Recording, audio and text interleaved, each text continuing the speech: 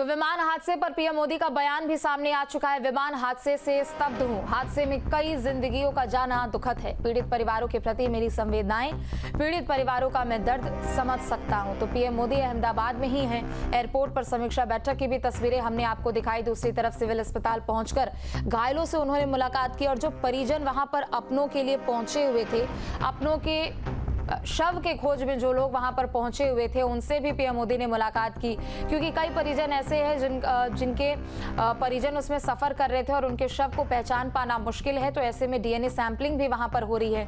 दूसरी तरफ जब पीएम मोदी अस्पताल पहुंचे तो उसके बाद उन्होंने समीक्षा बैठक भी की, हादसे वाली जगह का मुआयना किया। पीएम ने कहा कि विमान हादसे से बेहद स्तब्ध हूं, हादसे में कई जिंदगियों का जाना बहुत दुखद है। पीड़ित परिवारों के प्रति मेरी संवेदनाएं हैं, पीड़ित परिवारों का दर्द मैं समझ सकता हूं। तो इस दुख की घड़ी में पीएम मोदी ने कहा कि उनके जिंदगियों का जानने का जो दुख है वो मैं समझ सकता हूं और विमान हादसे से मैं स्तब्ध हूं। तो कल से ही लगातार हम देख रहे हैं कि खुद प्रधानमंत्री पल पल का अपडेट अधिकारियों से ले रहे। गृह मंत्री अमित शाह देर रात ही अहमदाबाद पहुंचे, घायलों से अस्पताल में मिलने के लिए वो पहुंचे। उसके बाद सिविल एविएशन मिनिस्टर भी तुरंत वहां मौके पर पहुंचे। गुजरात के मुख्यमंत्री भूपेंद्र पटेल भी तुरंत वहां मौके पर पहुंचे। जैसे ही अधिकारियों को इस पूरे हादसे के बारे में जानकारी मिली, सभी लोग तुरंत पहुंचे। देखिए, दो तस्वीरें आपके सामने। पहली तस्वीर उस खुशकिस्मत इंसान की है। 242 लोग सफर कर रहे थे इस फ्लाइट से, जिसमें सिर्फ एक शख्स की जान बची है और वो है रमेश विश्वास, जो कि भारतीय मूल के ब्रिटिश नागरिक हैं। दूसरी तस्वीर उस वक्त की है जब प्रधानमंत्री नरेंद्र मोदी अस्पताल में पहुंचे। रमेश विश्वास से उन्होंने मुलाकात की और हादसे के बाद क्या वहां पर मंजर था उसके बारे में भी पीएम से उन्होंने बताया है। उन्होंने खुद कहा कि जैसे ही ये विमान क्रैश हुआ और जब वो जमीन पर गिरे, उन्होंने देखा कि उनके आसपास लोगों के शव बिखरे पड़े थे, कहीं किसी का शरीर का कुछ हिस्सा था। बहुत भयावह स्थिति वहां पर देखने को मिली और तुरंत कुछ ही मिनटों के बाद वहां पर एम्बुलेंस की एक के बाद एक कई टीमें वहां पर पहुंचती है, डॉक्टर्स भी पहुंचते हैं। तुरंत सिविल अस्पताल के आसपास के भी जो लोग हैं सभी पहुंचते हैं। पुलिस की टीम पहुंचती है, दमकल विभाग की टीम पहुंचती है, रेस्क्यू फोर्सेस मौके पर पहुंचती है और बड़े पैमाने पर रेस्क्यू ऑपरेशन चलाया जाता है ताकि जल्दी से जल्दी लोगों को वहां से निकाला जाए और जो भी उसमें लोग बचे हुए थे, जो गंभीर से गंभीर रूप से झुलसे हुए भी थे, उन सभी को अस्पताल में इलाज के लिए भर्ती कराया जाए।